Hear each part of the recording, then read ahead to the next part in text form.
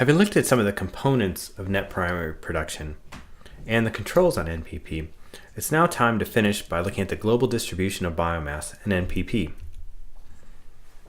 The plant biomass of an ecosystem is the balance between NPP and tissue turnover. Now this is a simple pool flux model that we can put together. If you know the flux in to a pool, to understand the size of that pool depends on the flux in and the flux out. But knowing the flux and the mean residence time of the material in that pool, so how long it stays there, can generate the size of the size of the pool. And so when we want to understand how much biomass is in an ecosystem, we need to know NPP, the production of biomass, and the tissue turnover, so how long that tissue is present. If we look across biomes, we can take a look at how much biomass we would see in shoots, in roots, and then in total. Tropical forests are again not only the most productive, but also have the highest standing biomass, somewhere on the order of 40,000 grams per meter squared. At the other end of the spectrum is tundra, with just 650 grams per meter squared. We can partition the biomass above ground and below ground and see that root biomass is much lower as a percentage of total biomass in forests, 22%, 21%, compared to say somewhere like temperate grasslands, which is almost 2/3. Now, in the past, this has been used as an indication that there's greater nutrient limitation in temperate grasslands than there is in forests. And while this may be true, we have to also understand that these numbers are determined by turnover rates. In temperate grasslands, we're often grazed or burned, which means that it's a lot harder to get high longevity in shoots than you do roots. And often the roots of grasses could live up to 3 years, for example, but the shoots only, in a particular leaf, only live 100 days.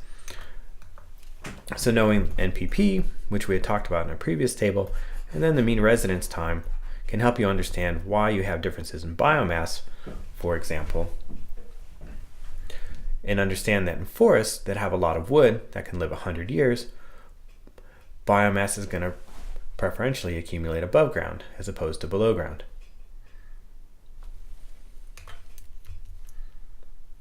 Now, we can calculate what some of the differences in mean turnover rate are by knowing what the pool size is and what the flux was.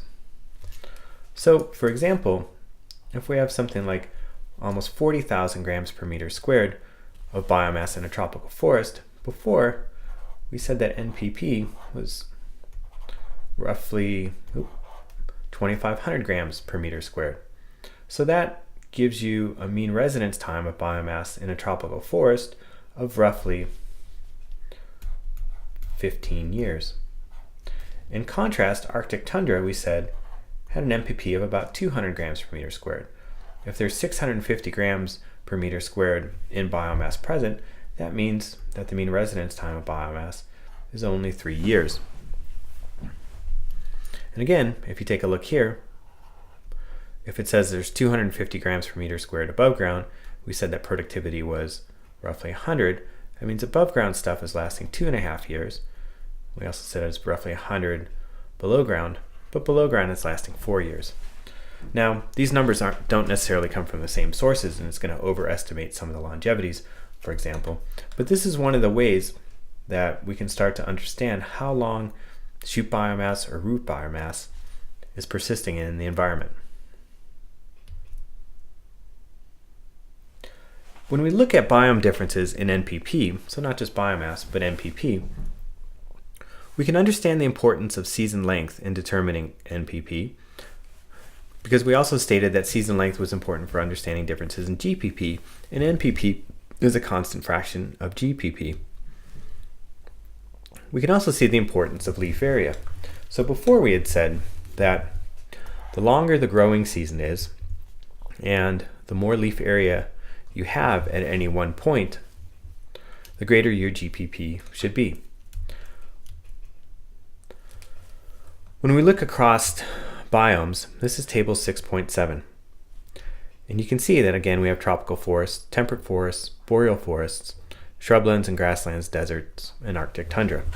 And if we look at the season length, so the length of time that you have photosynthesis occurring, for tropical forests is often up to 365 days.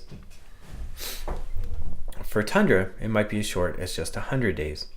If we take the NPP that we saw for tropical forests and divide it by 365, you get a number that's about 7, whereas tundra is down around 2. But notice that although tropical forests are much more productive than temperate forests, once you take a look at the differences in season length, 365 versus 250, they actually have similar productivity per day. It's just that tropical forests are able to photosynthesize and grow over a much longer period than temperate forests. So already, the productivity of tropical forests and temperate forests are pretty similar on a daily basis. It's just the season is much longer in tropical forests. Still, we're left with somewhere on the order of 4-fold variation in daily NPP per unit ground area. And a lot of that is associated with differences in LAI. So tropical forests have longer growing seasons, which makes their productivity similar to other temperate forests, but it also has much higher LAI compared to, say, tundra. And when you take a look at the amount of productivity that we have per unit leaf area, for tropical forests, the leaf area is about 6, which means there's 6 meters squared of leaf per meter squared of ground area.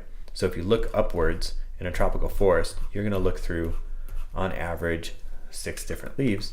If you get underneath or at the soil surface for tundra and look upwards, on average there would just be 1 leaf above you. So 6 times greater leaf area in the tropical forest compared to the tundra. Daily NPP per ground area, 6.8 versus 1.8. Let's take a look at daily NPP per unit leaf area, 1.14, 1.8. So actually, a given unit of leaf at any one point in time is a lot more productive in the tundra than it is in a tropical forest.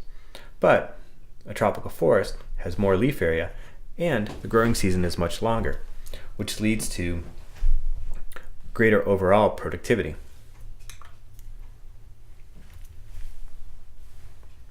So if we take a look at some of the patterns of productivity across ecosystems, this here is the relationship of above ground NPP per month of growing season to the average growing season temperature. So again, remember that this is just for growing season.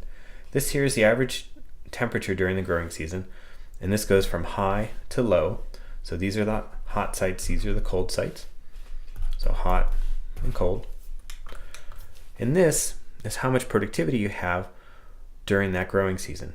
And you can see that it's a pretty flat relationship. There's a lot of variation vertically, but on average, cold sites and hot sites have similar productivity during the growing season. When adjusted for the length of the growing season, above ground net primary production really doesn't show a relationship to growing season temperature. Again, this reinforces the importance of understanding how long those growing seasons are for determining the differences in productivity among ecosystems. Lastly, there's one last thing to put into context. About half of the NPP in the biosphere occurs on land, the rest in aquatic ecosystems. So when we take a look at land and we take a look at water adjacent to it, we have relatively productive forests and we have relatively unproductive ecosystems also. But if you sum up all the NPP that occurs on those ecosystems and compare that to all the productivity that's happening in aquatic ecosystems, lakes, streams, rivers, oceans, that it's only about half of the production is occurring in the terrestrial ecosystems, and the other half is out in aquatic ecosystems.